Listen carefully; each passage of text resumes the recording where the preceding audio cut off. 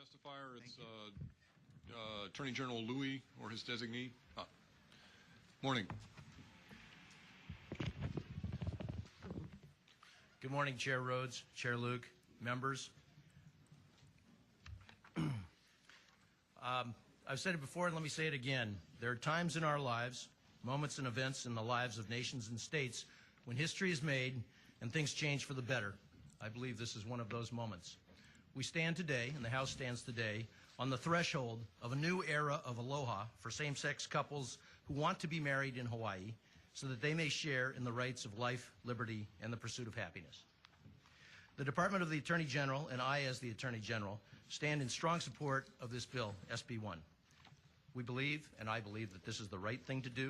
The time is the right time to do it, and the right people are here in the legislature to do it.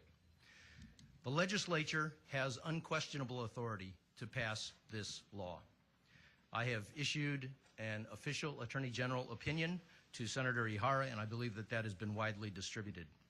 There is no requirement for a constitutional amendment for the legislature to pass this law. The legislature has the power to do so under Article 3, Section 1.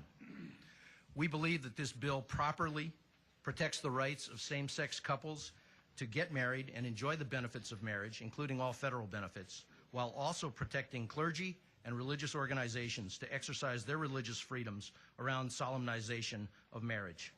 Further details are in my testimony. I would be happy to take any questions.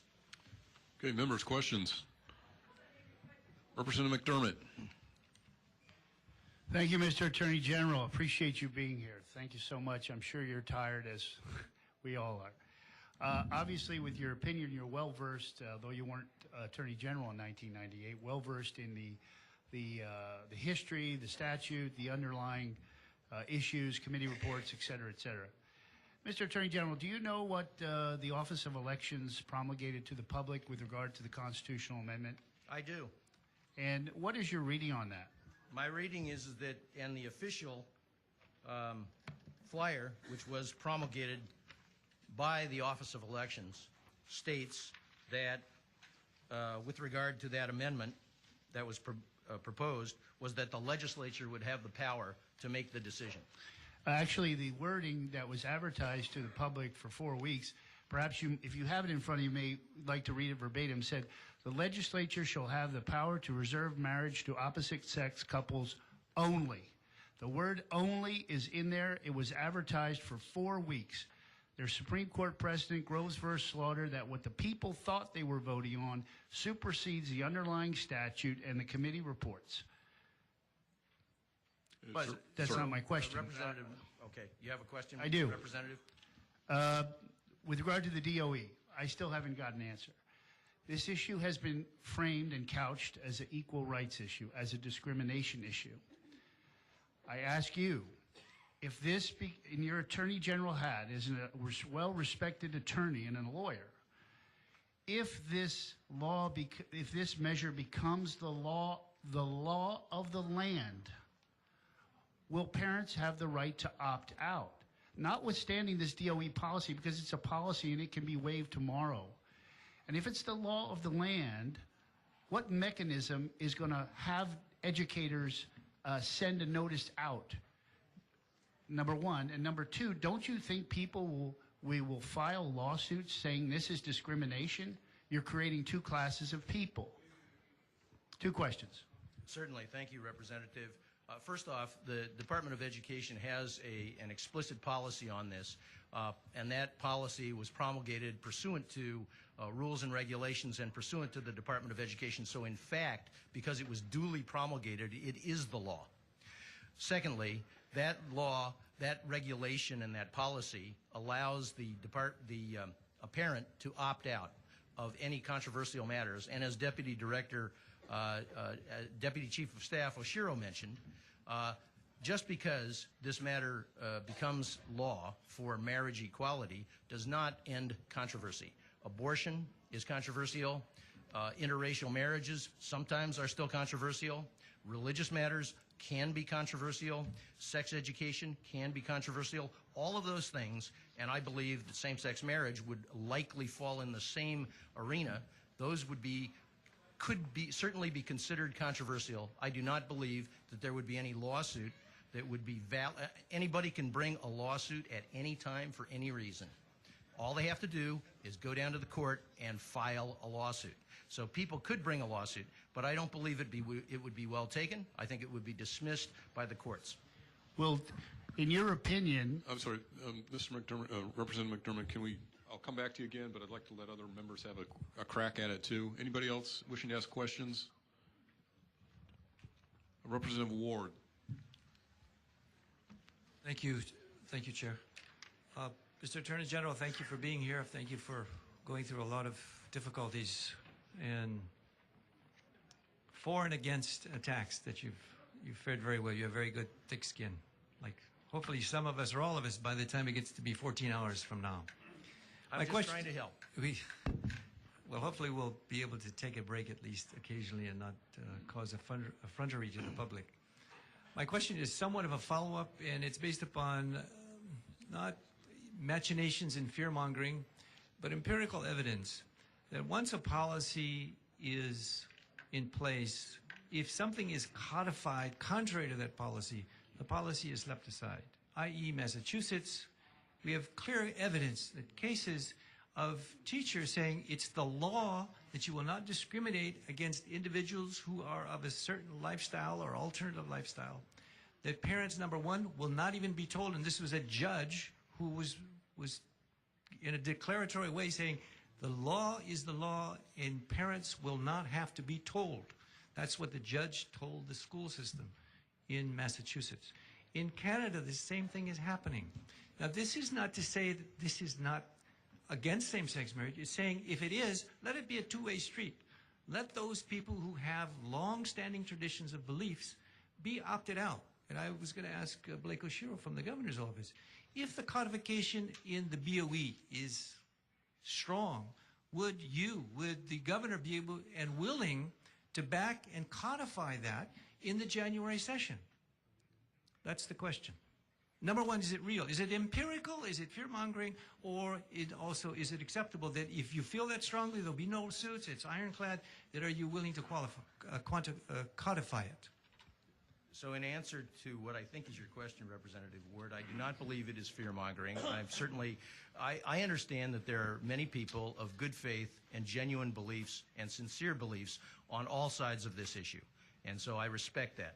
At the same time, I believe it is a policy choice for the legislature to make, and should the legislature make a policy choice to allow same-sex couples to be married in the state of Hawaii and to enjoy federal benefits and state benefits as a result of and to enjoy the actual label of marriage, which is no small thing, that still would not end the controversy, I think, and I think people would raise that controversy, and they could do that in the DOE.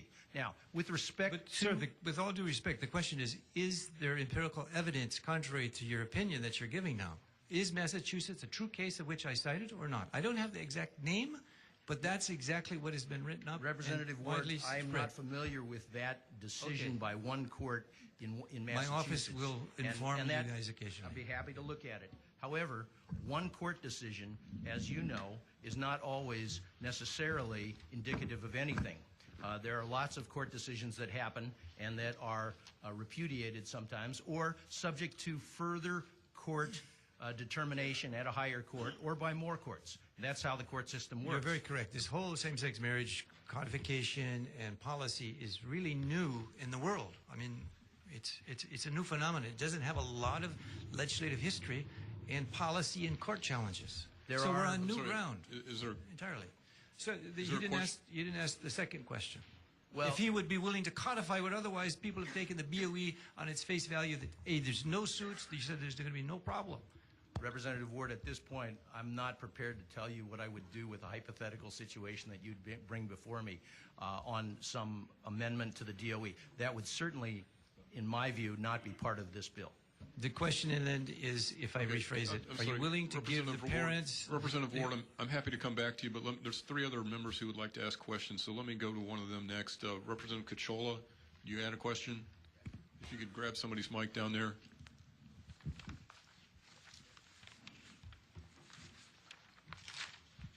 Thank you, Chair, for allowing me to ask questions. I'm not a member of the two committees, but I've always been a dollar and cents issue. And I checked with the National Conference of State Legislators, which is the body that covers all the state in the nation. And I asked the question about what's the financial implication of same-sex marriage in the 13 states other than New Jersey, because they just got it, as to the benefits received by same-sex couples, state as well as federal benefits. The response to me was very substantial. So meaning, it's not just state employees that will be affected, also the businesses outside. Do you have any response as to the possibility that when the amount of money or benefits given to same-sex couples, that we might end up having the taxpayer pay for more? Representative Cachola, I do not have any information as to that. I don't know how many exactly how many couples would apply for that, for the marriage benefits, so I can't give you an answer.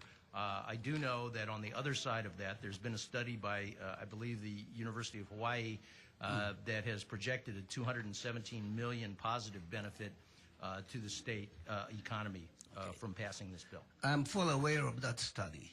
However, I was made aware that there was a previous study way back that says otherwise, saying that it might cause a negative impact to our number one industry, the tourism industry. You have to understand that our tourism industry is a family-oriented destination I'm sorry, area. Representative Cachola, My question is, thank you. My question to you is there a possibility that there will be a negative impact, and how can we protect our number one industry? My proposal to you is it okay to come up with a drop-dead clause, like 5 years or so we can assess the impact of same-sex marriage to our number one industry? So if you're asking if a sunset provision would occur or could, certainly the legislature has the power to put in a sunset provision in any piece of legislation. Do I think that would be a good idea? I do not. Okay, that's good. So most likely we have the two chairs to include a possible sunset provision so that we can possibly more or less assess the impact. If it's negative, then we have to do something. If it's positive, we can just go ahead with it.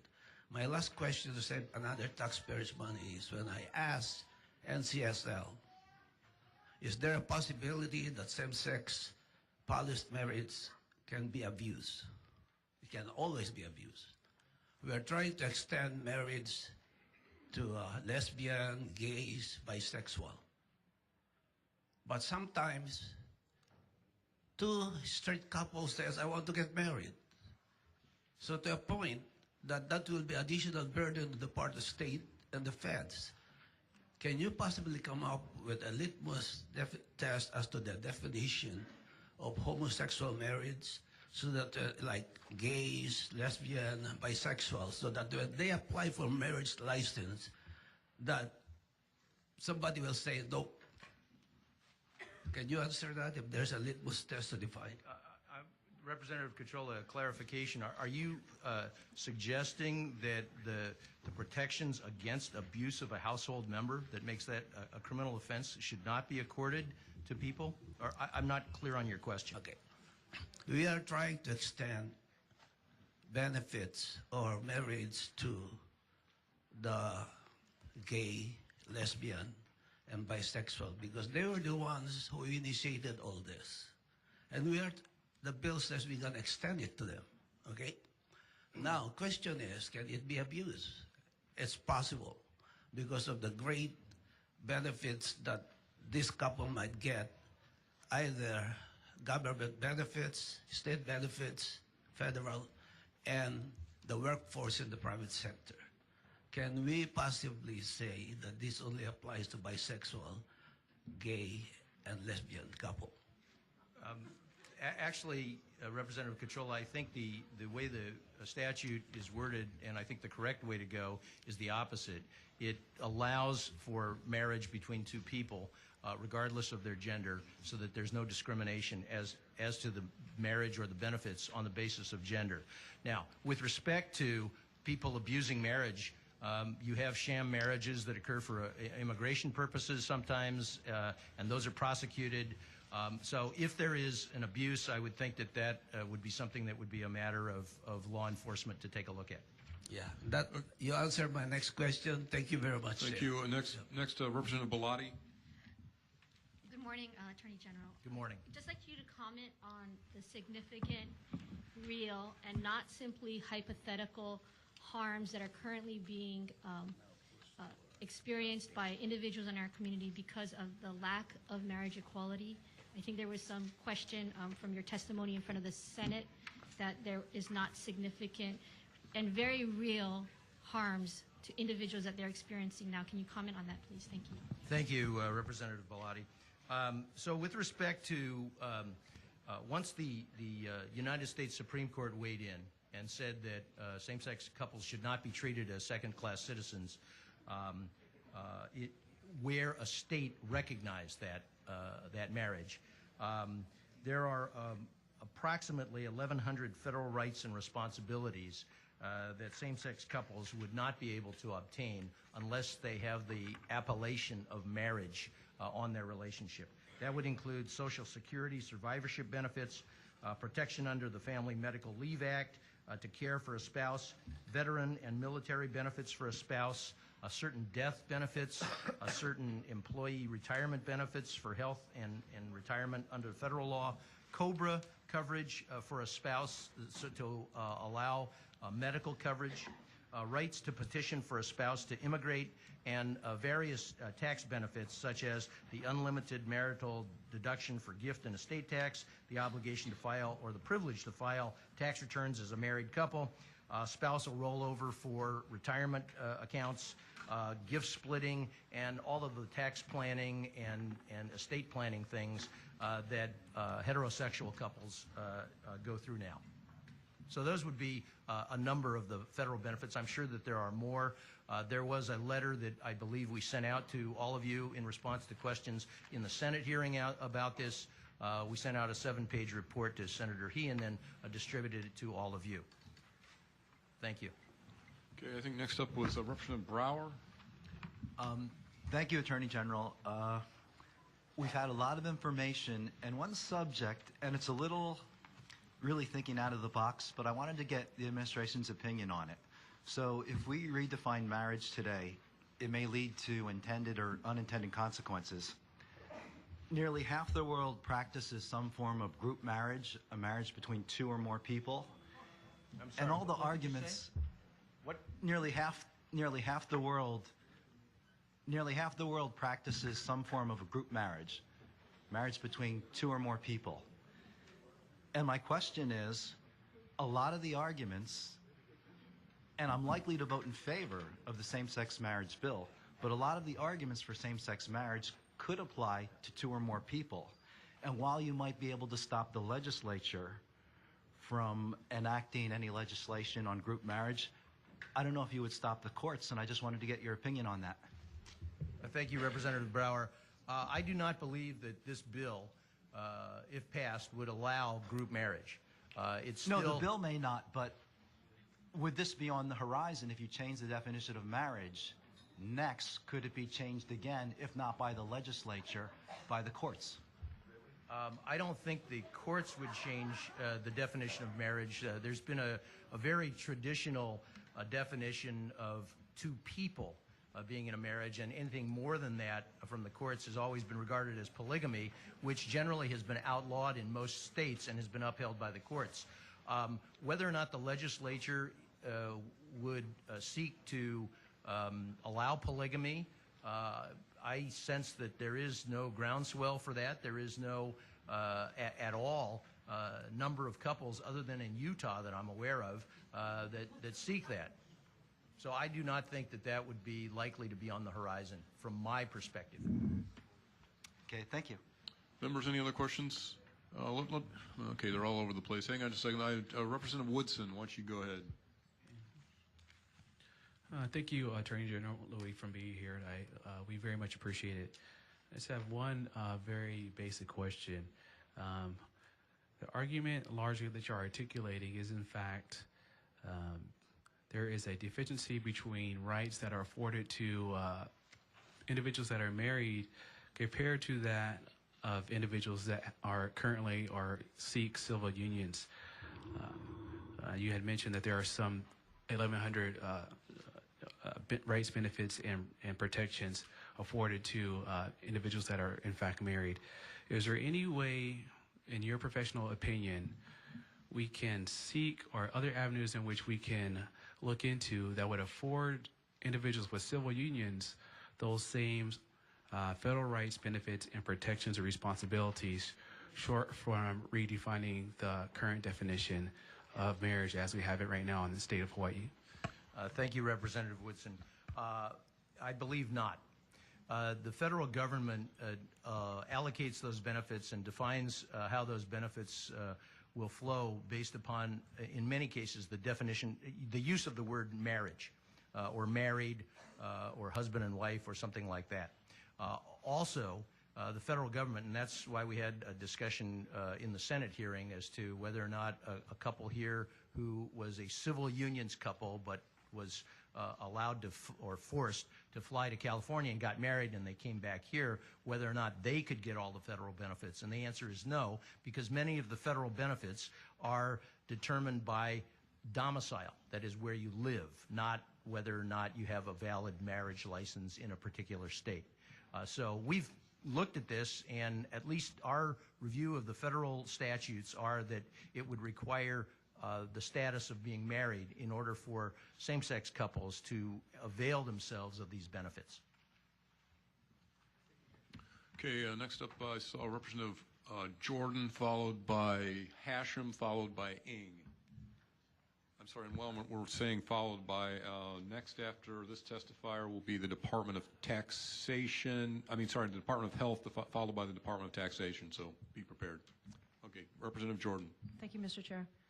Attorney General, there's another form of union, and that would be a common law marriage. My understanding in the state of Hawaii, we don't recognize common law marriages, but at one point in time we did, until we enacted the marriage law, which became the civil law. At that point in time, common laws became extinct. But other states do recognize common law marriage, correct? Some other states do recognize common law marriage for their purposes. Okay. My understanding is that the Internal Revenue Service recognizes common law marriages starting from the late 50s for all the benefits. Is that correct? Yes. So what is the rush currently when those individuals have been denied since the 50s and other states recognize common laws and they get the same preferential treatment from the Internal Revenue Service? So if you're asking, can same-sex couples in the state of Hawaii enter into a common law marriage No, here? that's not what The I'm answer is asking. no. No, that's not what I'm asking. Okay. So What I'm asking is, what if there's a couple coming from a common law state that have been together for 20 years, they arrive in Hawaii, their common law relationship is no longer acknowledged in the state of Hawaii. Correct. So they can't file jointly in the state of Hawaii. They were denied benefits. So they would not be married in the eyes of the state of Hawaii. they were denied benefits. Okay. We will. My understanding.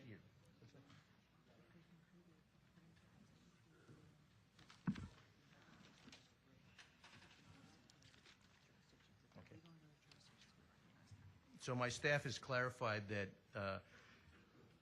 if a couple who is validly recognized in another jurisdiction as being married can come down to Hawaii and prove that they are validly recognized in another jurisdiction as being married, that the state of Hawaii will recognize that. Are you saying to me that if somebody was in a common law relationship in another state and they moved to the state of Hawaii, then their common law marriage would be recognized in the state of Hawaii? For income tax purposes and everything. Well, I think for all purposes of marriage, under Chapter 572-3, it states, marriages between a man and a woman legal in the country where contracted shall be held legal in the courts of this state. That's for outside the country? Okay, so that would apply to other states, in our view. That if the marriage is recognized in another state, and they come down here and they can prove that that is recognized in another state, then we would accord them that relationship. Okay, but only heterosexual couples, not same-sex couples. I'm just trying to get a clarification. Currently under our law, if somebody was in a common law relationship that was recognized in another state, and they moved to the state of Hawaii, Hawaii did not recognize their common law marriage, correct? No, I think I'm saying the opposite, that under the marriage statute here in Hawaii, that if it is recognized as being legal in the state where they're from, and they can prove that to the satisfaction of the state, that marriage will be recognized. Including with our Department of Taxation in the state of Hawaii. I believe so. I have a ruling from almost 10 years ago from the Department of Taxation denying an individual who was in a 20-year common law relationship that moved to the state of Hawaii and was residing in the state of Hawaii, denied his right to file jointly with his common law wife. Perhaps the Department of Taxation, I'm not familiar with that ruling. I don't know about that ruling. I'm telling you what our interpretation of the marriage law is here, and that should be recognized. If the Department of Taxation did not recognize that, then probably what should have been done is that person should have challenged that and brought it up for a judicial determination. Many things happen that way. I did challenge it. I prepared the tax return. And I had the determination letter. So what I'm trying to correlate here is if we have denied other individuals rights in the state of Hawaii, and we haven't corrected those, and the federal government still hasn't rolled out all the benefits that other individuals be entitled to, because this is such a recent ruling from the Supreme Court, is there a rush when we can definitely acknowledge that there's other couples that have been denied in our state? So if your question, Representative Jordan, is whether or not we should take action to right some wrongs if there are other wrongs that exist in the world, my answer would be that we should go forward and try and right the wrongs that we can and take a look at the other ones as we go and try and address them. Well, my understanding... I'm sorry, Representative Jordan, I'll be happy to come back to you, but can I let somebody else go for a little bit here? Can I just make one statement? Okay, first, Chair, please, if you don't quickly. mind? It was the state of Hawaii that determined common laws illegal in 1928 when they enacted the marriage laws. So I don't see how they could be recognizing common law marriages currently to today. I'll be happy to take a further look at that and do an in-depth analysis for you, Representative Jordan. Thank you. Chair. I will have another question, but I'll Okay, move on. thank you. Let's go next to Representative Hashem.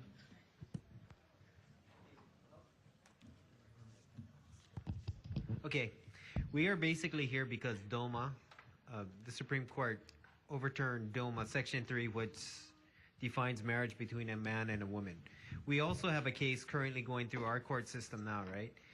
Yes. And if we do not change our definition, is it very likely that the courts would change it for us? And and second part to that question is, if we don't change our definition and put in religious protections, if the courts change it, will there be any religious protections? Thank you. So let me take those two questions, Okay. Representative. First, with respect to the litigation, there is a lawsuit, Jackson versus Abercrombie, that was filed challenging the marriage statute under the federal Constitution. The prior Bear versus Lewin case that people have talked about in Hawaii some decades ago was decided only under the Hawaii state constitution, and then that was changed by the constitutional amendment. So the current lawsuit, Jackson versus Abercrombie, the Department of the Attorney General is representing the governor, and the governor has taken the position that he believes that the marriage law should be struck down. The Department of the Attorney General is also representing Director Fuddy, the Department of Health, and asserting the position that because that is the current law should be defended. Now, I do not have a prognostication personally as to what will happen before the court. That is before the Ninth Circuit, and I'm sure there are lots of lawyers who will tell you that the Ninth Circuit is somewhat liberal because they allowed the Perry case to go forward, and they struck down the referendum that essentially did away with same-sex marriage. But I do not have any prognostication or prediction as to how the court would rule. So that I'll just have to say it is possible for the court to strike down the marriage law of the state of Hawaii. It is also possible that it could uphold it. That's your first question. Your second question, which actually is we took a look at, and your question was whether or not, if a court acts, will there be a religious exemption, possibly? And the answer is probably not, because the way courts work is they strike things down. They don't affirmatively write legislation. In the states which have enacted gay marriage or same-sex marriage by legislation, many of them have, by legislation, put in specific religious exemptions for religious freedom, for clergy, for religious facilities. In the states which have done this by litigation, generally there is no religious exemption. And so, as a general rule, what we have always, I think, counseled the legislature, both the House and the Senate, is that it's better for the legislature to act rather than to have a court act for it. So let me rephrase that. The only way that we could put in religious exemptions is if we, the legislature, does that, and that's basically... Yes. Okay. Thank you very much. Okay, next up we have Representative Ng, followed by Representative Lowen. And put Representative Ward back on the list. Thank you for your indulgence, Mr. Chair. And thank you, Mr. Louie, Attorney General Louie, for sticking through this litany of questions. It's really important because he has the professional legal opinion, so we're going to take our time on this. My question was along those lines of religious freedom and whether or not the bill will be rife for lawsuits or more susceptible to the consequences thereof if the vote was indeed taken to the people. Will it really be brought into the people, or will it be more of handing off the issue from the legislature to the judiciary? In your professional opinion, because, well, let me rephrase that. Well, contextually, I feel like this discussion has been operating under two heuristics. One is of an oppressor versus an oppressee, and the other is of civilization in the most fundamental terms, civilization versus barbarianism. And these are two completely different heuristics, speaking completely different political languages. I'm sorry, Representative Ng. Right. So well, I'm getting to it. So I think a better way to look at it is the more, not the progressive or conservative, but the more libertarian approach is coercion versus liberty. Now, if you look at it through that prism, sexual minorities and religious minorities make parallel claims on the larger society, and the strongest features of the case for same-sex marriage make an equally strong case in protecting the religious liberties of dissenters. So that's currently, I feel like that's the legislator's focus, make sure that religious exemptions are provided. Do you feel that passing legislation and allowing the people's voices to be heard this way is more is more conducive to that than a constitutional amendment, maybe, in your professional legal opinion? Thank you for your question, Representative Ng. It is my view that the legislature has the power to act in this regard and can act this way without going to bring it out for a constitutional amendment. Certainly, the public has spoken. You have lots of people who are here to testify. There have been lots of opinion polls and things like that, and so that's present. But with respect to the issue of religious freedom, it's my view that it is generally better for the legislature to act and try and deal with all of those political considerations and weigh the balance of which religious freedoms will be protected and how they will be protected and what the scope of that is, rather than having a court act. And with respect to that, the Jackson versus Abercrombie briefing just went in. The Ninth Circuit now has the matter fully briefed. They can make a decision at any time. I expect it might take a couple of months, but it certainly could occur in a relatively short time frame. It could take longer. I don't predict how long they take. Sometimes they take years to do these things, but the Ninth Circuit, in my judgment, has acted relatively swiftly on all appeals that I've seen. I've seen their statistics, and they really try and move the cases along. So I would expect that if that lawsuit is not made moot by SB 1 or action by the legislature, that in fact the Ninth Circuit will rule and make a decision. Okay. All right, moving on. Representative Lowen, I believe you had a question? Yes, thank you, and thank you for being here. I just wanted to clarify, to go back to the common law marriage issue again. So if there's a heterosexual couple that moves here and they're common law married and they couldn't, which is unfortunate, if they unfortunately couldn't access their benefits, then they could choose to get married. Is that correct? Yes. But for a same-sex couple, they could not make that choice. Correct. Okay, thank you. Okay, thank you. Representative Kawakami.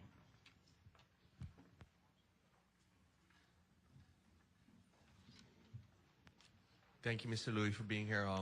My question pertains to the public accommodations law.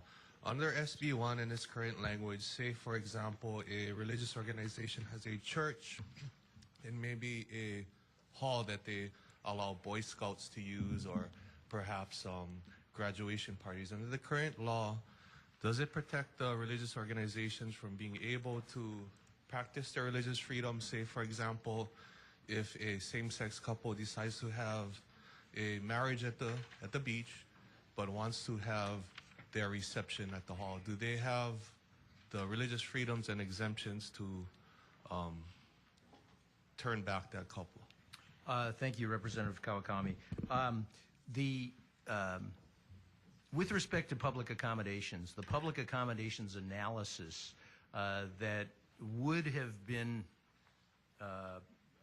used no longer would be used under SB 1.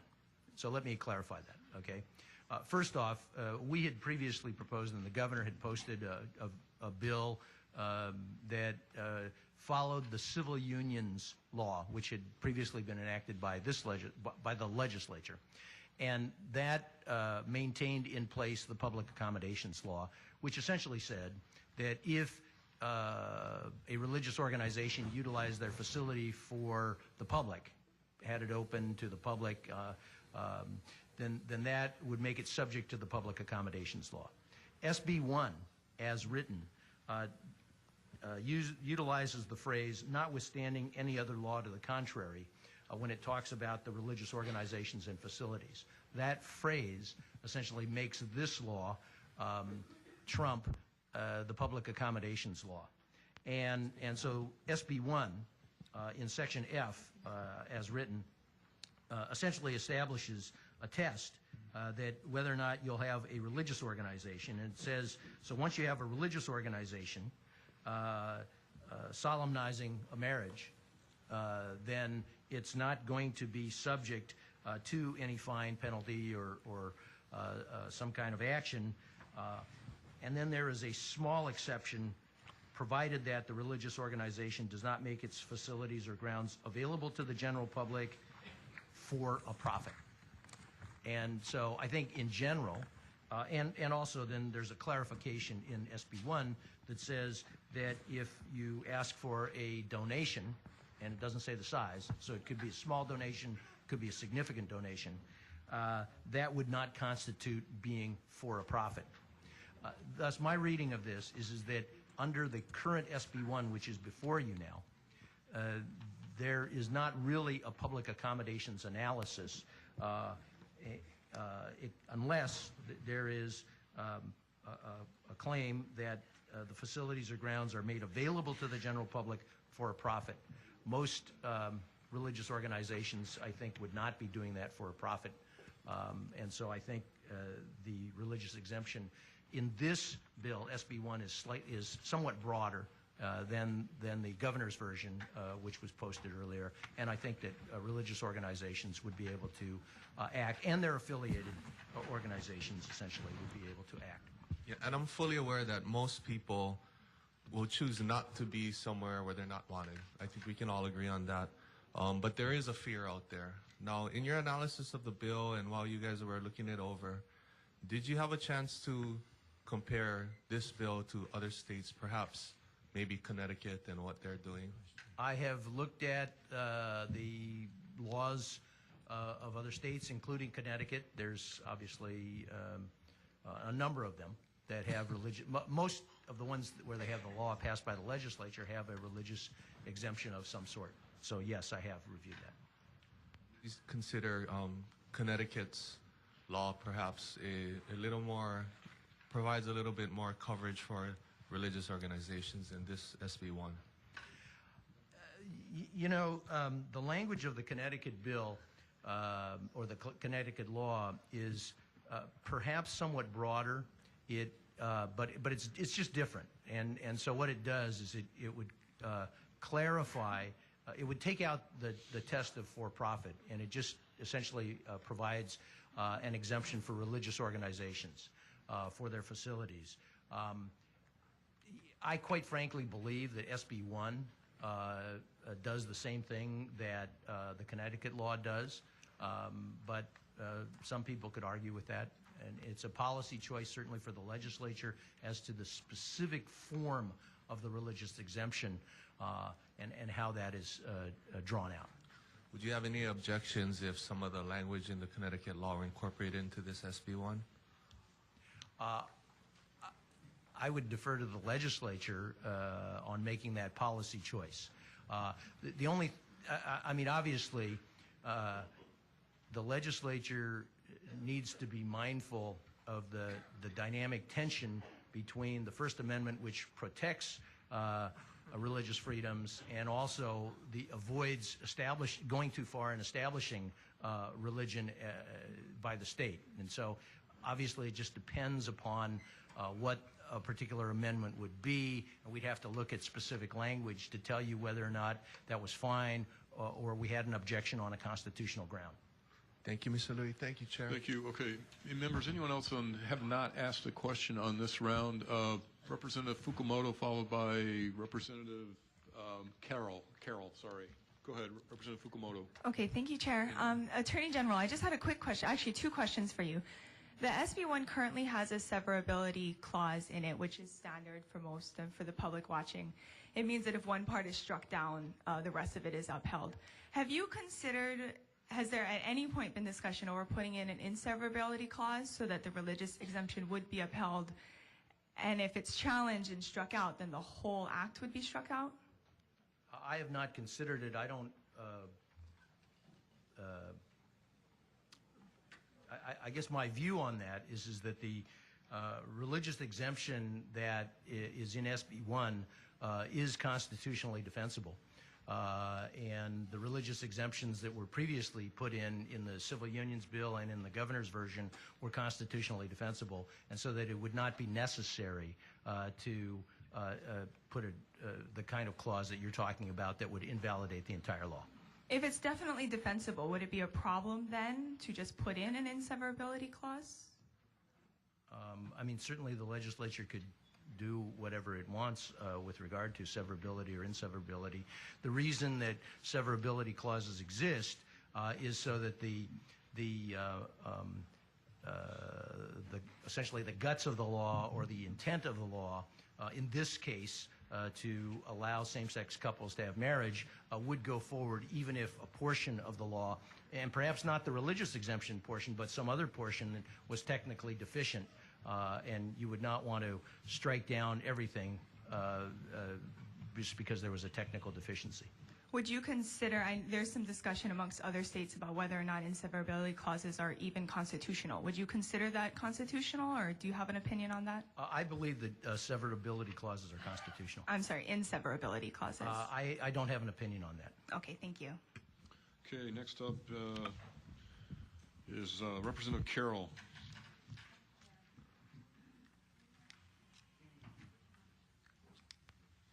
Good morning, Attorney General. Good morning. Thank you for being here.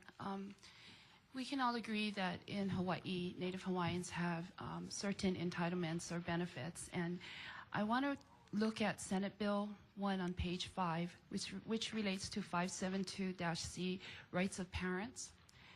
And what I'd like to ask you is that how will the race of a child born by a parent involved in a same-sex marriage where artificial insemination be determined? And in the scenario of two female same-sex spouses where one spouse artificially inseminates by a person of Native Hawaiian descent, but both same-sex marriage spouses are not Native Hawaiian, will this provision prevent the child from having Native Hawaiians placed on the child's birth certificate? And how does this law reconcile the loss of entitlement for a child like this? So thank you for your question, Representative Carroll. So first off, with respect to the Department of Health, parentage and parenthood is determined by Chapter 584 currently. And so right now, there is let's just talk about it both ways. First off, motherhood, okay? There is a presumption that the natural mother is the person who gave birth to the child. If there is a donated egg, sometimes somebody could try and rebut that presumption, but the name of the woman who gave birth is the one that goes on the original birth certificate. Essentially, there are presumptions, and somebody could then challenge that presumption and bring an action to do something different.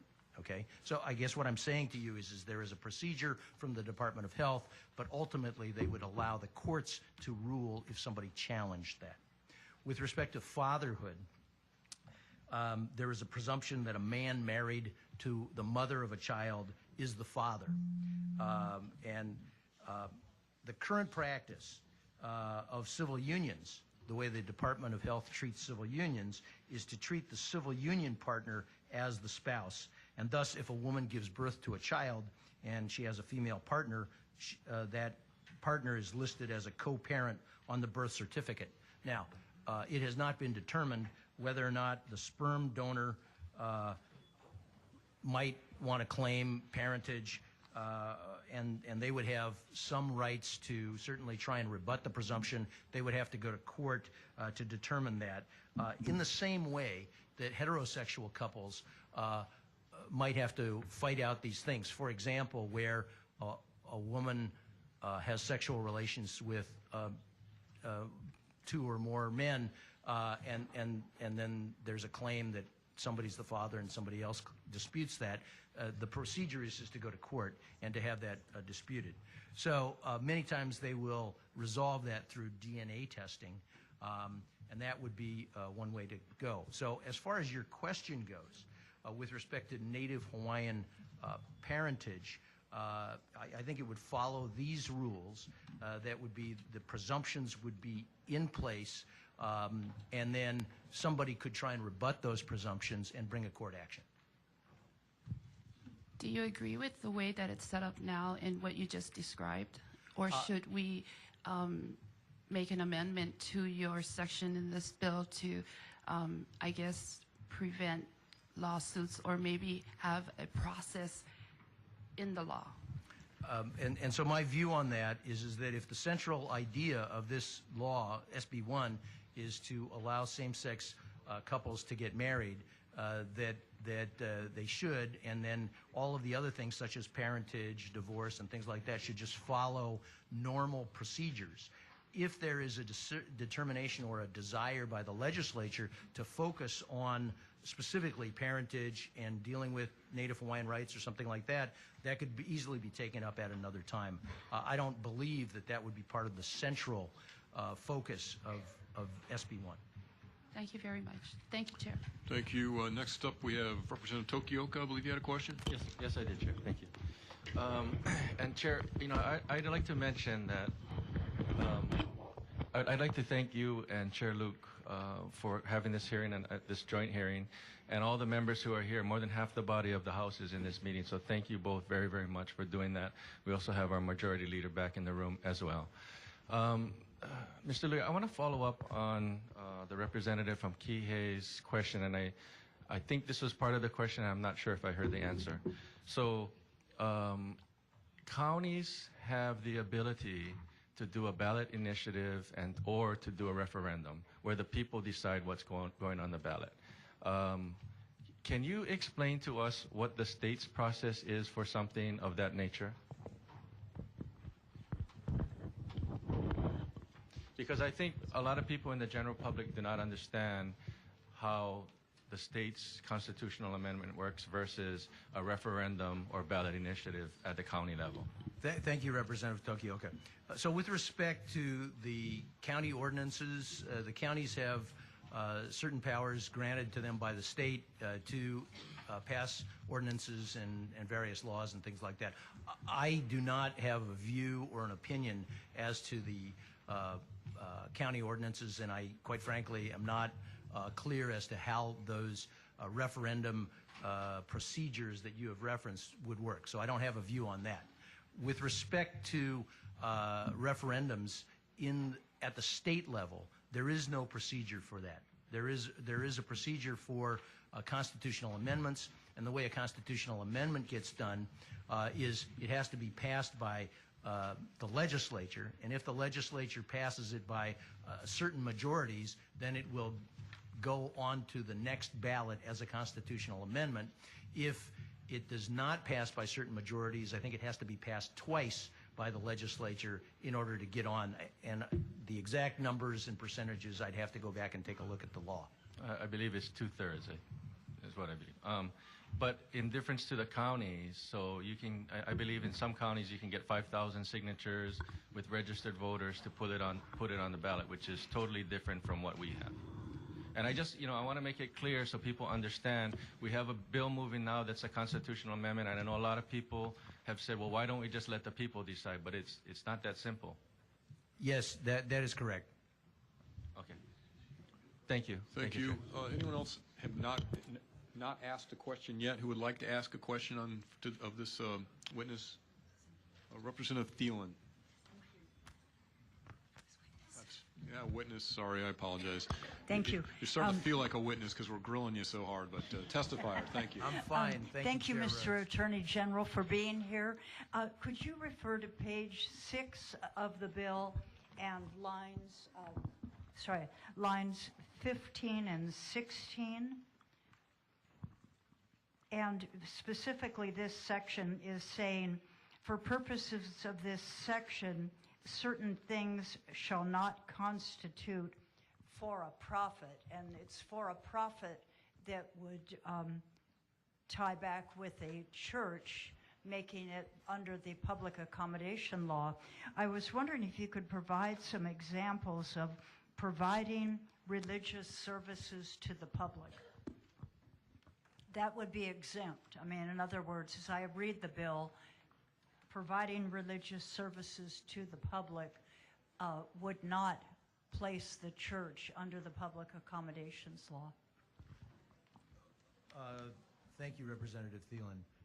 So with respect to religious services, obviously education, religious services like church services, There could be affiliated things that religious organizations do, such as caring for the poor, having community dinners. I mean, many of you, I think, go to church and are familiar with the various things that churches do in all of the ways that they minister to both their congregation and to the larger community.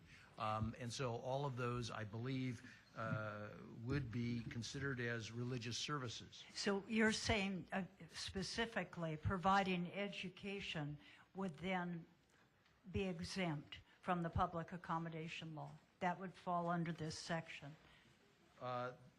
Well, along with the other services where they may be providing shelters or homeless services, et cetera, but the education would be, the providing education would be exempt.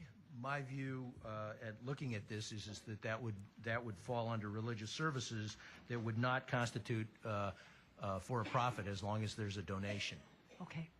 Thank you very much. Thank you, Chair. Thank you. Any other members not having asked? Okay, Representative Cullen. I'm sorry. Thank you, Chair. Thank you, Director. Real quick, just to follow up on Representative Thielen's question, some private schools which are on church property because the church is on the whole property and the schools are there in some of our districts. So they don't take donations, they take tuition. Is tuition donations is one question, and I'm assuming through what you just said, religious services is school? So if you're talking about something like, let's just pick something out of the air, Central Union has preschool, St. Clement's has pre-K, and other things like that. I do not know whether or not that would be considered a donation. It sounds like it's more of a commercial transaction and that they are providing educational services as far as essentially doing what they do for that is what the Department of Education does. What I was speaking of, and hopefully I didn't cause misinformation here, is I was speaking of like Christian education, where you have a church education on Sundays and those kinds of things. If they are going to go into a curriculum, which is the state school curriculum or the Hawaii Association of Independent Schools curriculum, that it's not clear to me that necessarily would constitute a religious service that would be something that would be exempt. Chair, may I continue? May I? Sure, okay. Real quick then, so we would need to expand this for the schools that provide religious education as part of their education curriculum, because some of those religious schools, religion is part of their curriculum. So would they need an exemption in this bill too? I don't think they need an exemption in this bill. I mean, we're not marrying the children of the school. So I think what you're talking about is what the school or the church or how they would run their facilities. But quite frankly, my view of the facilities is that as long as they're making their solemnization in facilities that are not available to the general public, which I would imagine for most churches would be the sanctuary and the other areas where you actually have a religious ceremony, then I don't know that would matter. But then, well, what I'm saying is that the church and the school share the same property, so that would be premise, right? So premises, I'm reading the bill, so there's no clarity in certain issues. What I'm asking is, should we put more specifics in the bill to provide those protections? I think that the bill is quite frankly well crafted as far as providing exemptions to religious organizations, that with respect to the issue of solemnizing a same-sex marriage, that it's fairly clear that they have a broad exemption. to decide who to allow onto their facilities and who not to allow onto their facilities. Thank you. Thank you. Representative Oshiro, you had a question?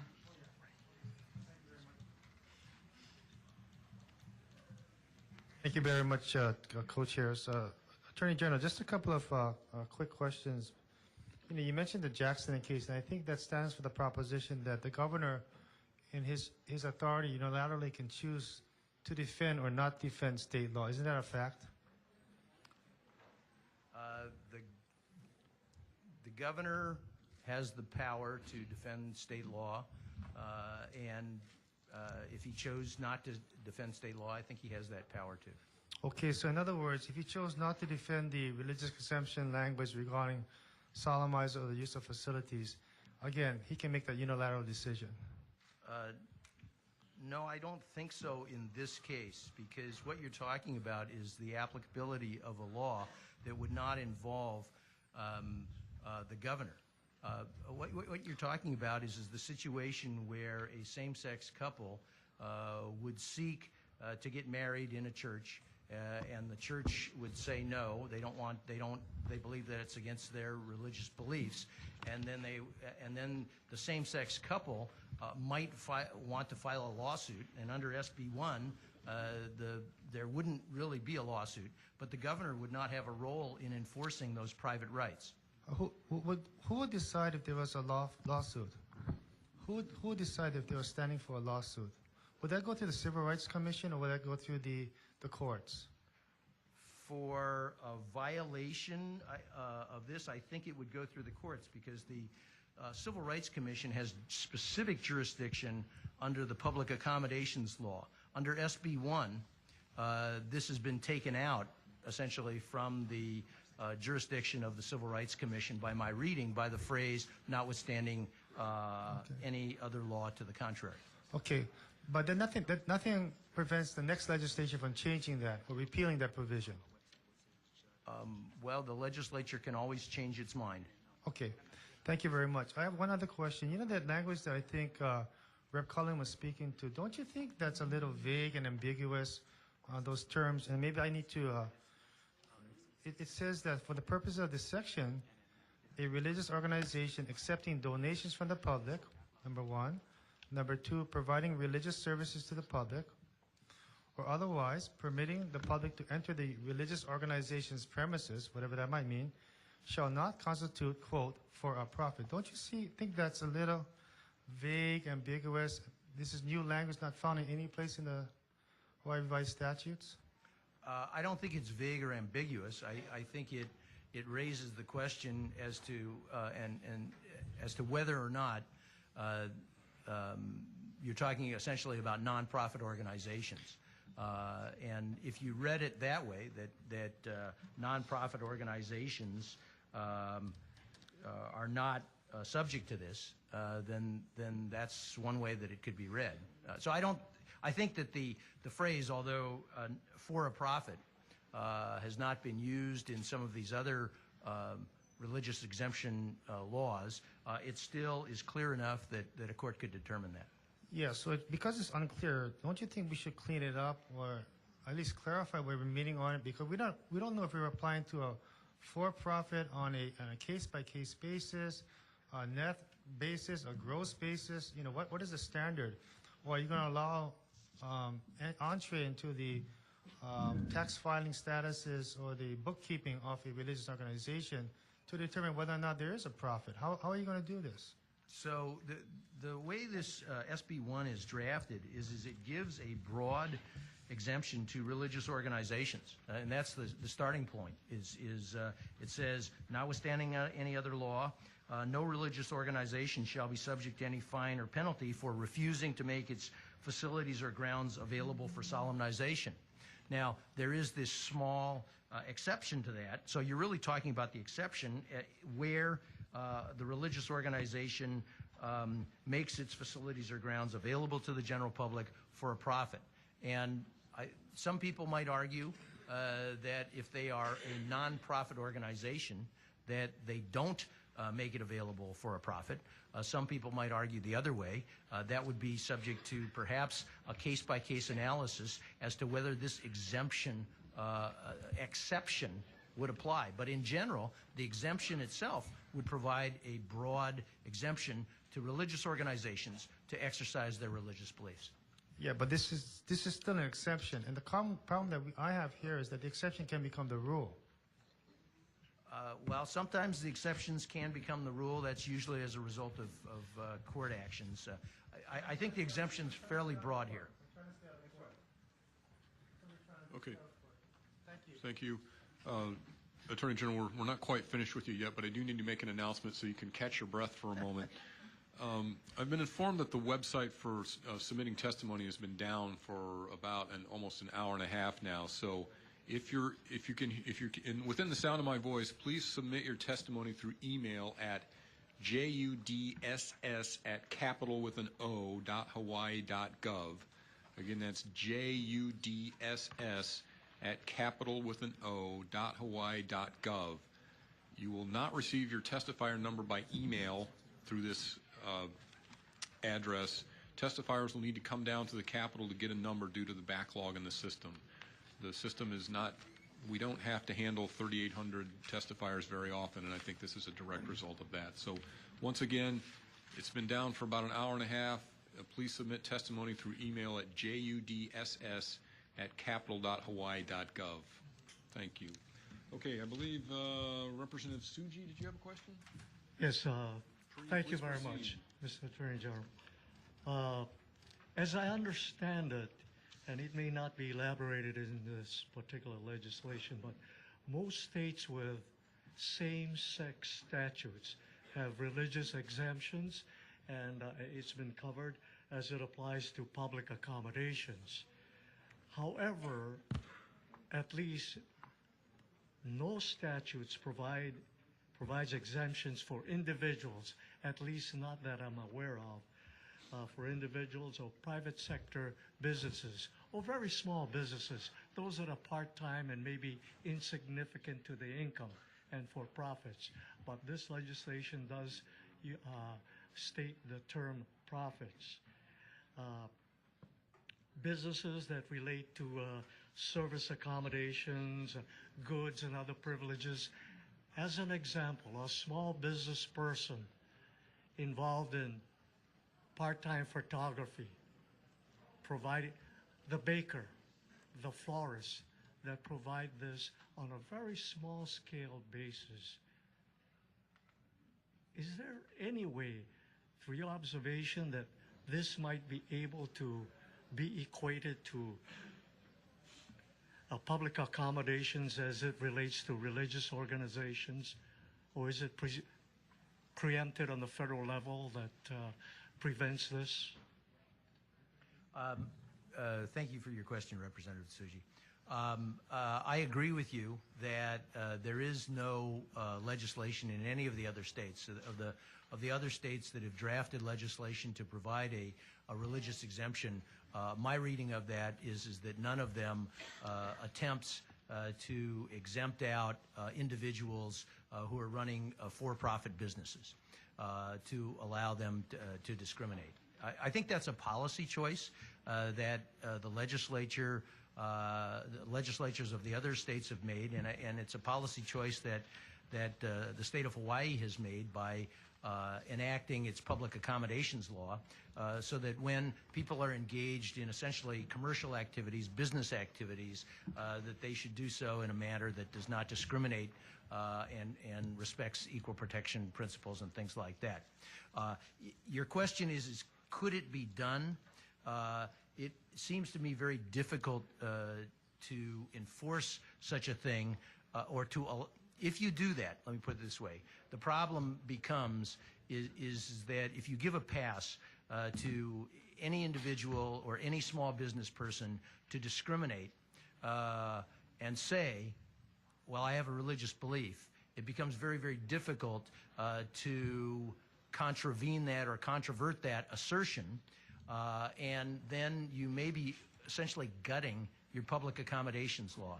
You may be then allowing people and small businesses or large businesses for that matter, because defining what's a small business and a large business sometimes is difficult, so that you would be potentially allowing discrimination in contravention of the public accommodations law, and I think that would be a very difficult thing to do. Thank you. Thank you. Next up, Vice Chair Har, I believe you had a question. Yes, thank you, Chair. Good morning, David. How are you? Good morning, Representative Har. Thank you. Thank you for being here. David, you know, there's been so much talk about the religious exemption language. Can you hear me? I'm sorry. I apologize. There's been so much talk about the religious exemption language. And you just stated that there is a broad exemption for religious organizations. So if that's the case, let's go to page 6. Let's go to lines 4 through 13. So you keep saying everybody believes that there's a broad religious exemption, including yourself, Attorney General. So if that is in fact the case, how would a situation apply, let's say if you have a same-sex couple who brings their child in for a christening at a church, and that church refuses? Does this broad religious protection apply? I believe that it would. Where do you get that from? I believe that the religious organization, the statement of it is that it is, I'm sorry, this only applies specifically to solemnization. Okay, so Yes. if it only applies to solemnization, then it's not as broad. Let's go through solemnization for the lay public. Isn't that essentially the actual marriage, I find you, I now pronounce you man and wife, husband and wife, I pronounce you husband and husband, wife and wife?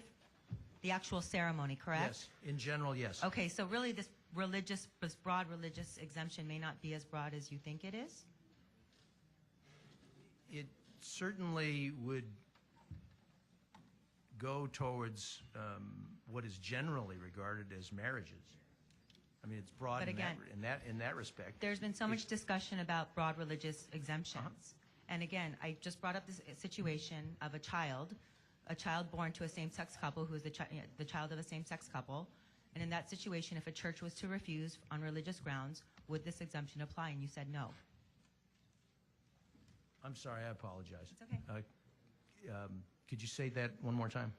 Okay, so there's just been so much discussion that this religious exemption is broad, and when I posed the fact situation to you, if you have a same-sex couple who brings their child into a church and wants their child to be christened, and that church refuses on religious grounds, this exemption would not apply, correct?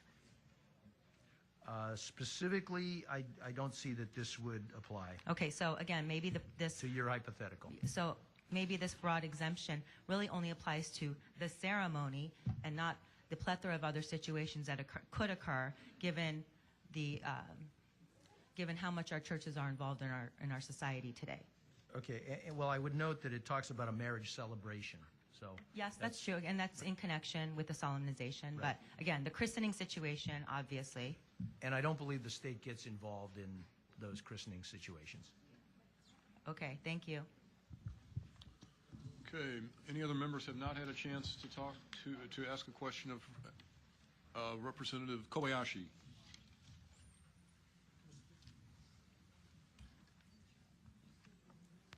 Mr. Attorney General, regarding public accommodations and the definition of religious organization, I note that there is no definition for religious organization in SB 1.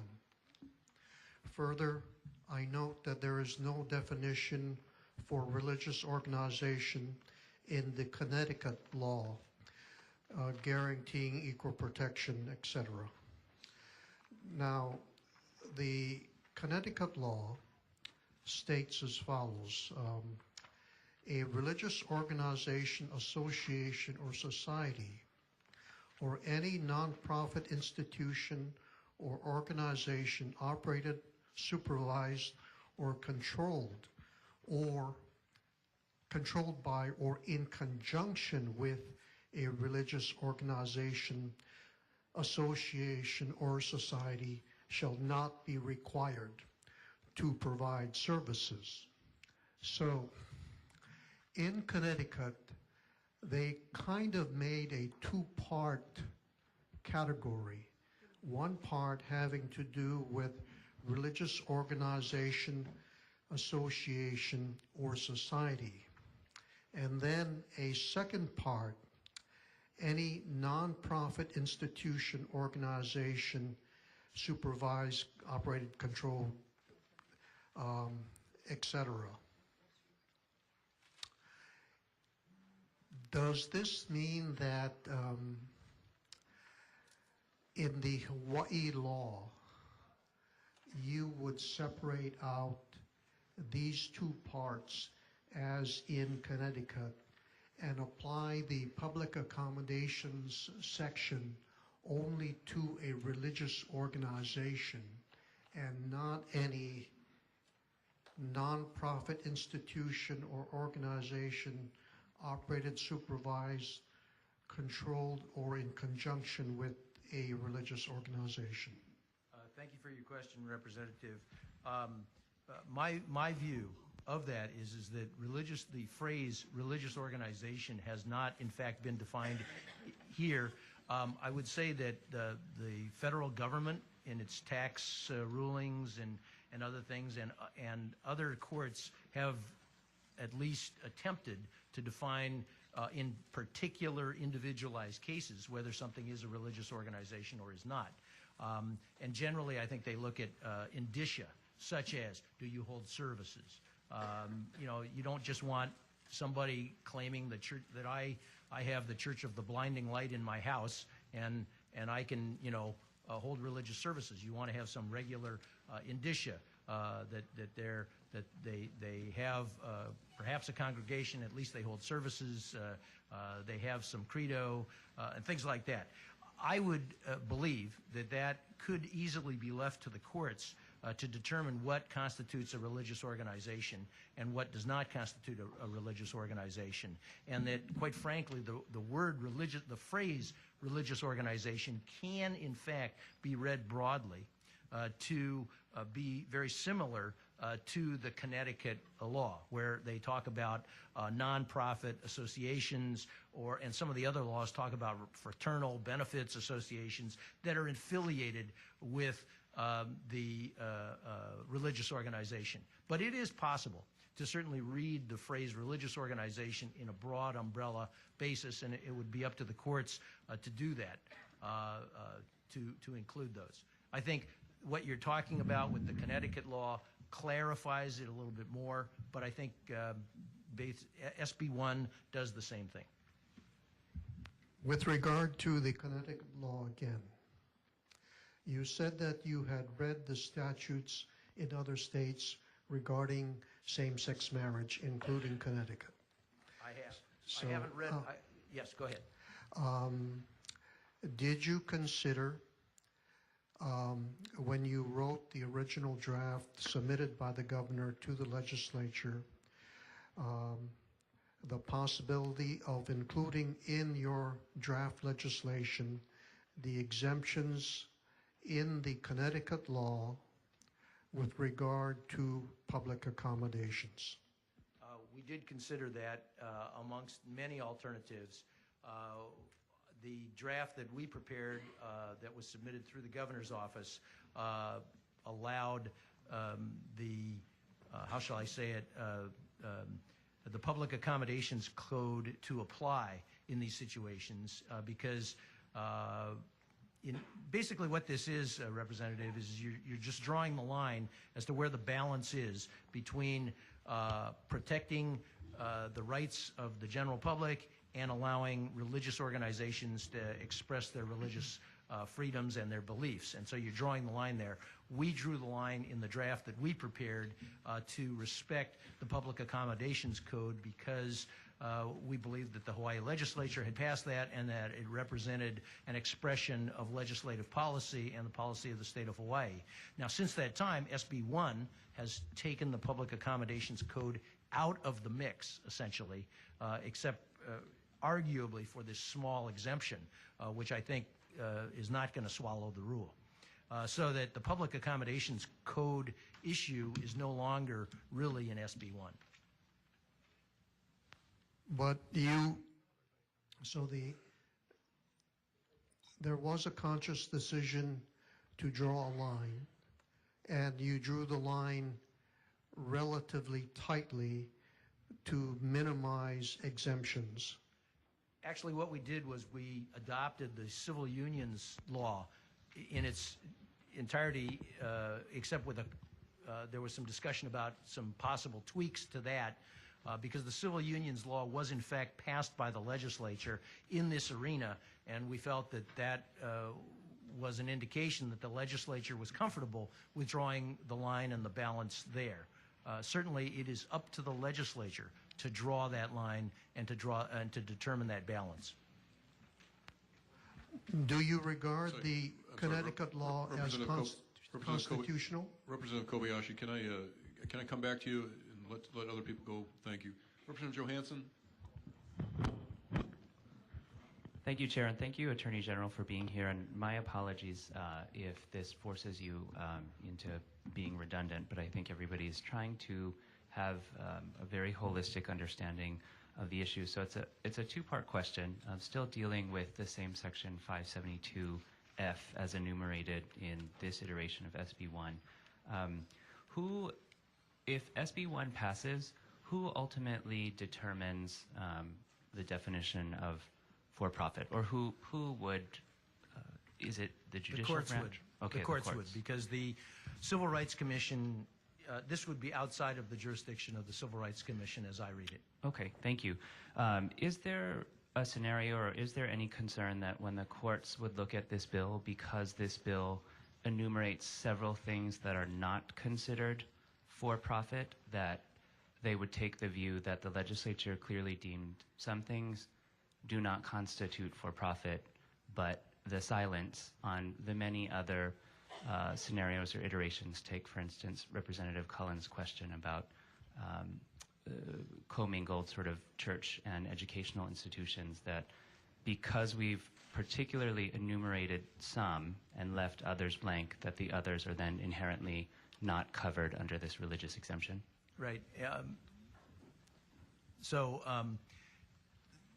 The issue of what constitutes for-profit or not-for-profit would be determined by the courts. And the way courts normally interpret statutes is they start with the plain language.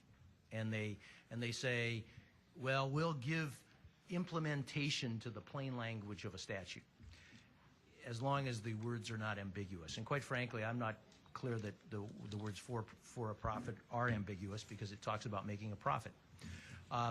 Nonetheless, if somebody challenged it and then said that's vague and ambiguous, then the next level of analysis that court will apply is to look at the legislative history and to look at the testimony here and the questions here, because there would be a record of that, to see if the court could discern or understand what the legislative intent was in order to give force and effect to the legislative intent, because that's the paramount thing that the courts try to put into effect when interpreting statutes. Mm-hmm.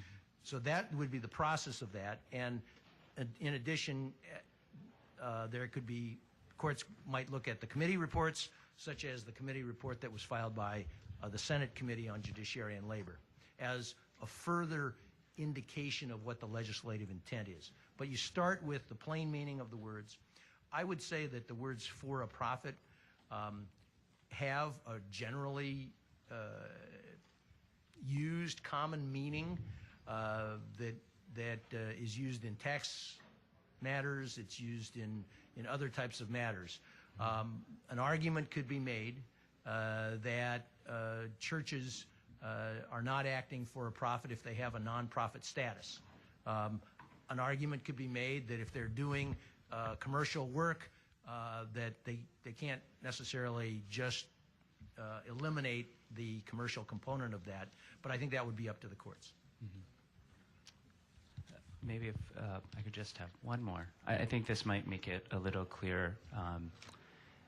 A lot of us have churches who have preschools attached to them, and because there are, and there are probably a host of different scenarios not explicated clearly in what does not constitute profit, there's a concern that, say, if you are charging tuition or you are providing a service as a religious institution, but you're providing preschool, would you then be exempted under this particular language? My view is that the churches, such as St. Clement's, that provides preschools, would be exempted from being subject to any fine or penalty for not performing a same-sex, not solemnizing a same-sex marriage or refusing to do that.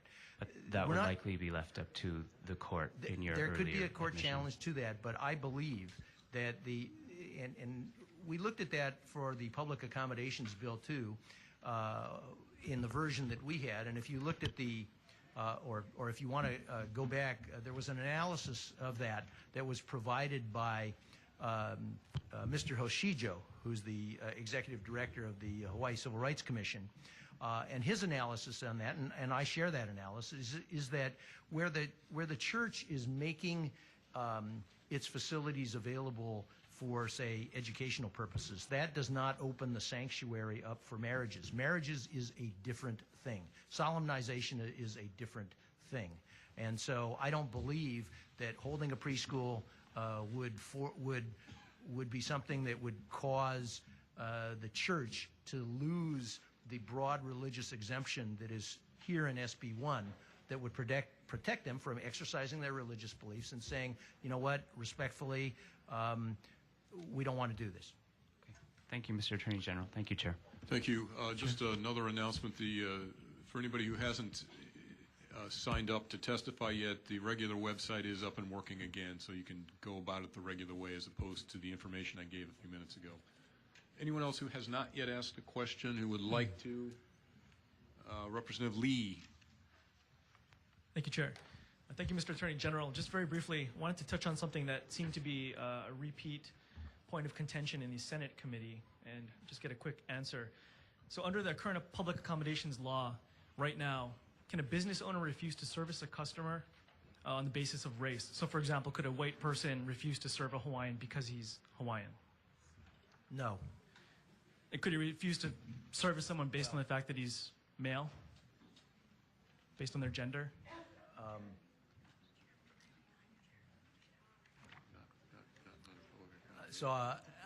You know, on the specific public accommodations law, I would somewhat defer to Mr. Hoshijo, who has provided testimony, but I believe that you cannot discriminate where you open your business up for public accommodation and make it available to the public. You cannot discriminate in a way that is based upon race, sex, gender identity, sexual orientation, color, religion, ancestry, or disability.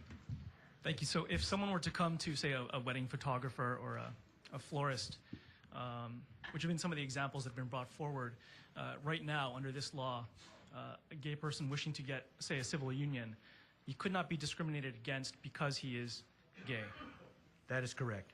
And so under the public accommodations law, yes. And so from the business owner's perspective, should this bill move forward, what changes for them in terms of the people that he could choose to serve or choose not to serve? I don't have any suggestion for you. I will say this. None of the other states that have adopted a religious exemption have included any specific exemption for small business owners or individuals. And the problem, and the reason I think why they would do that, or why they have chosen not to do that, and the reason why I think it would be inadvisable to do that, is that you would then essentially give license to people to claim religious beliefs where they do not also act in a church setting, in a religious setting, as an organization, to do so. And then it would become very, very difficult to determine whether or not, because you can't look into their minds, whether or not they are being truthful when they say they are discriminating based upon a religious belief, or whether they simply are discriminating. And so you would essentially, if you do that, you will gut the public accommodations code. So I do not recommend that. I'll follow up with Mr. Hochijo. Thank you. Thank you very much. Thank you, Chair. Members, anyone else who hasn't asked a question yet? Okay, seeing none, I'll go back to those who, I have a long list of those who wanted to ask follow-up questions. I apologize to the Attorney General for that, but a lot of interest in the topic here. First, we have Representative Jordan. No? Yes? Yeah. Okay. Thank you, Chair. We're trying to get the microphone. Two parts. The first part, I wanted to ask clarification on some questions that Representative Carroll was referring to regarding the paternity issues. My understanding there's a current filed lawsuit with Native Hawaiian Legal Corp, the Pang Key versus Masagatani, in regards to DHHL, and the individual trying to prove his percentage of his ancestry to be qualifying for programs.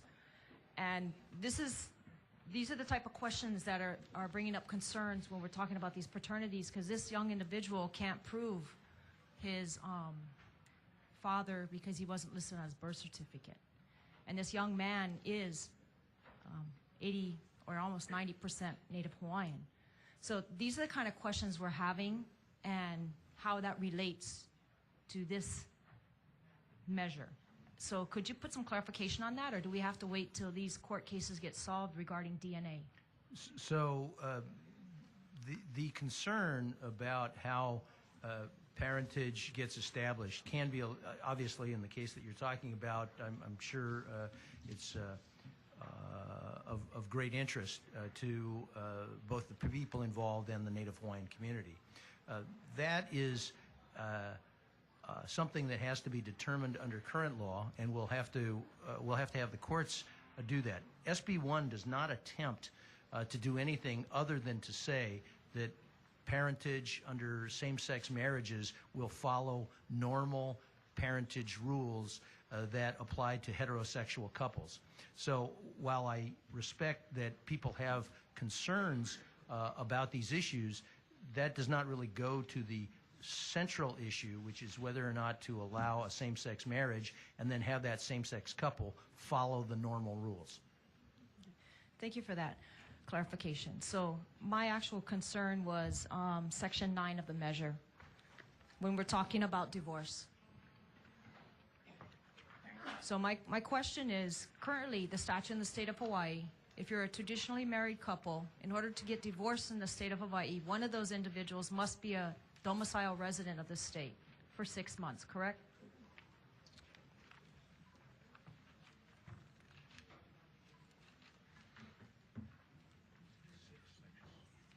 So in Section 9... I'll defer to you on that. I don't know the specific domicile number of months for currently. I did look it up. Okay. So technically, if you're a traditionally married couple in the state of Hawaii, in order for you to file for your divorce, one of those two individuals must reside in Hawaii for 6 months before you could file. So some of my concerns in Section 9 is we could possibly be providing exemptions for individuals who do not domicile here in the state of Hawaii to come to Hawaii. We will provide them the divorce so they can have their marriage. And how does this create equal when we currently have a law for traditional couples? And in light of a hearing, Williams versus North Carolina, when it clearly stated that the domicile state was to authorize the divorce. So in my mind, I'm reading that if I have a couple that comes from another state, maybe a non-traditional couple, they come here to get their divorce, I'm going to say the word, quickie divorce, so they can enter, because they don't domicile here, and they want to enter into their marriage in Hawaii because they want to get married in Hawaii. So are we providing a different type of rules for those individuals versus residents of the state of Hawaii? So to answer your question, Representative Jordan, I think we are providing some clarity in how divorces would occur where people are not able to get divorces in other states. So, and that's just a result of essentially the fact that some states have recognized same-sex marriage and some states have not.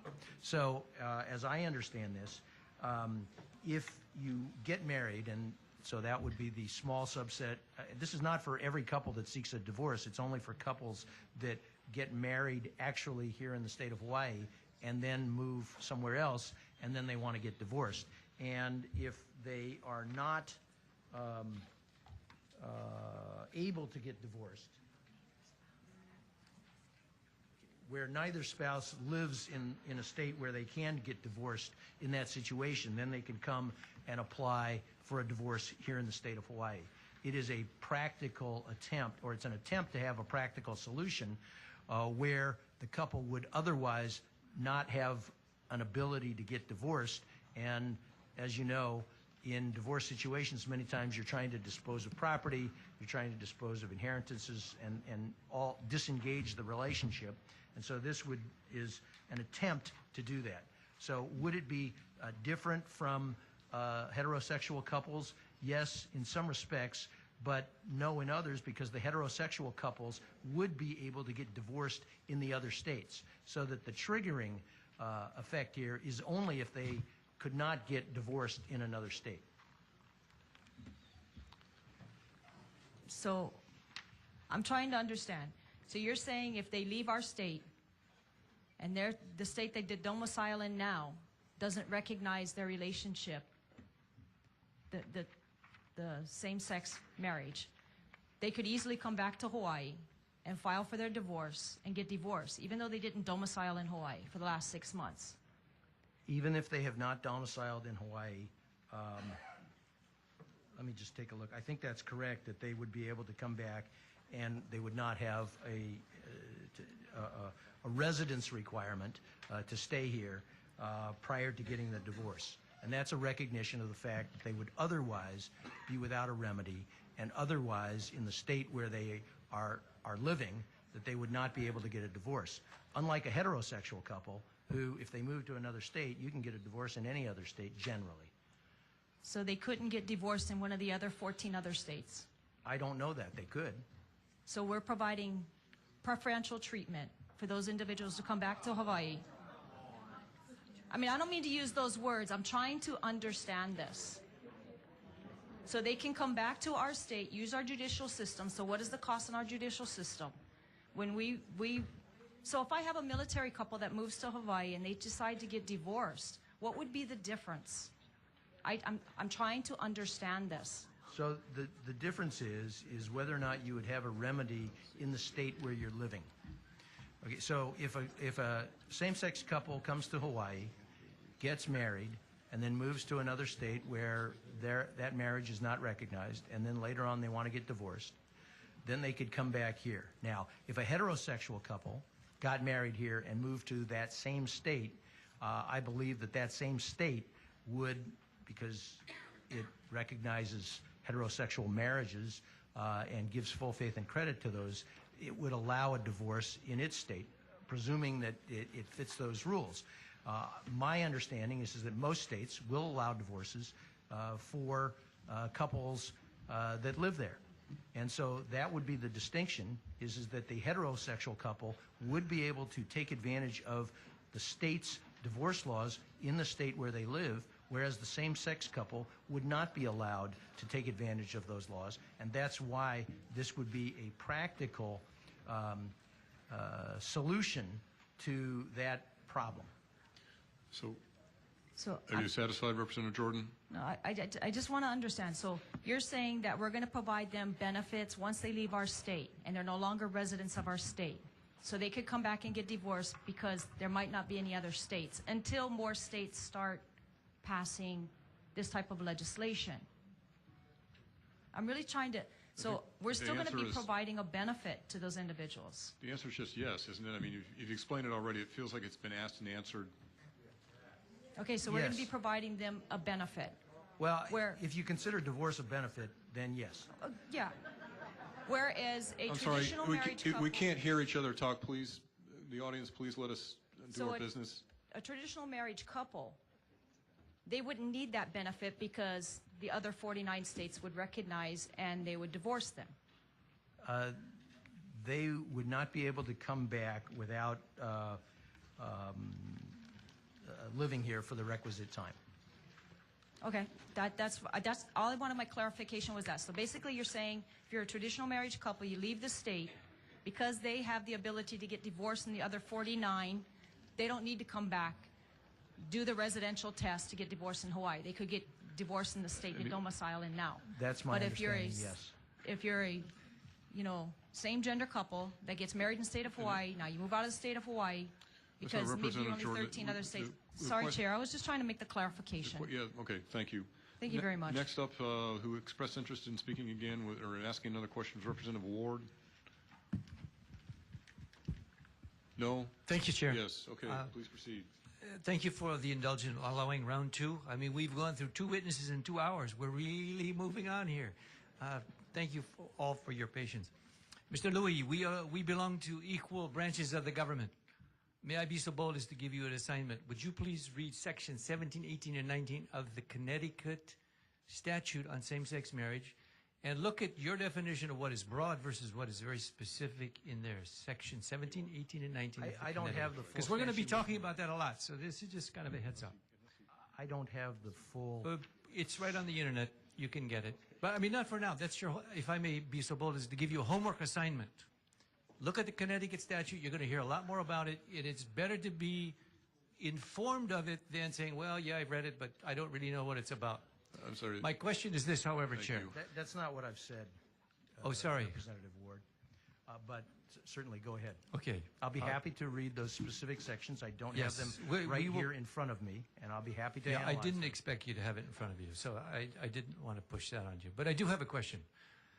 We came on a special session because there's an urgency. My question is, how many people are we talking about who will, I gather, get married between November 18 and New Year's Eve? And how many civil unions do we have who may benefit from this? Please give me some numbers. I'm kind of like Representative Cachola. I do not know that, but hang on one second.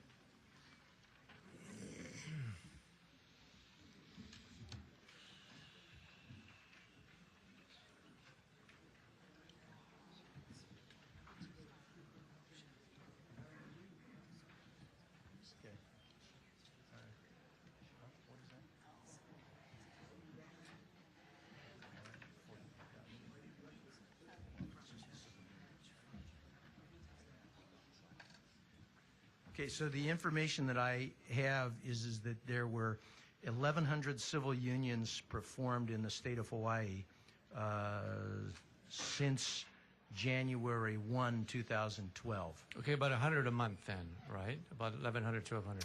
And these are the federal benefits that we're talking about is the reasons why we're here in the same special session that we are now engaging in, correct?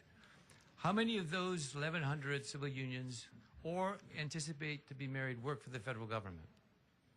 Who would be eligible for these benefits? I don't know that. Well, no, it's not a question of working for the federal government in terms of being eligible for benefits. These are benefits that go to people no matter whether you work for the federal government or not, because there's Social Security, The 1,100 taxes, and things like that. The Windsor case, which was the United States Supreme Court case, did not involve women who were employees of the federal government.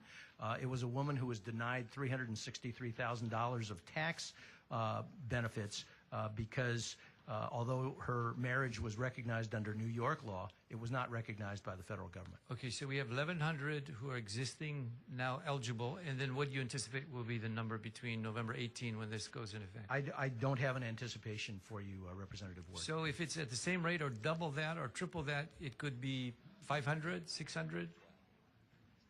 I'm trying to get a sense of what numbers we're talking about. And I don't know that. All I know is that the University of Hawaii study talked about how this would result in $217 million of benefits for people traveling to Hawaii. But sir, this is primarily for our residents, not for others. This is primarily for our residents, the people who are sitting here waiting for this bill to be passed.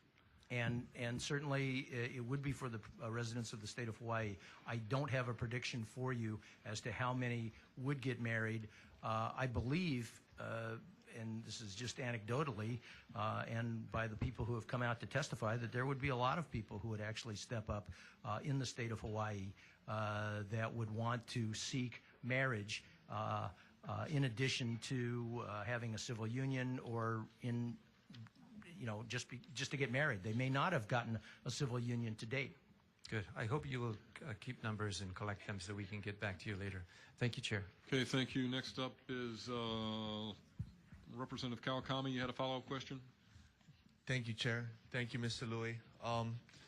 This issue has been focused around marriage, but for me, it's an issue about freedoms.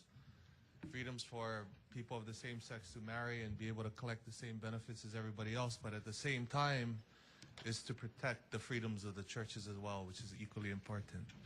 That being said, there are other bills out there that were introduced during this special session, and I wanted to know if you had any opinion on Section 4 and 5 of House Bill 6, which provides religious freedoms as well.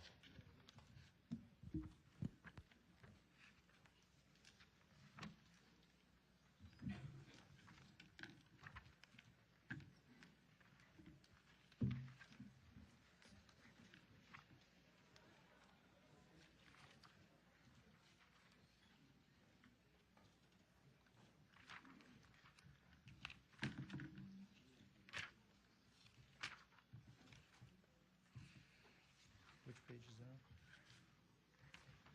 Which page of House Bill 6 is that on, Representative? Sorry about that. On House Bill 6, I am looking at page 26, line 11.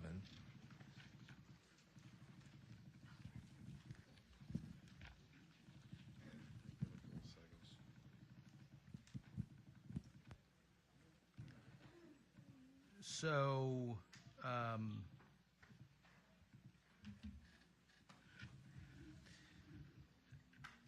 this Section 4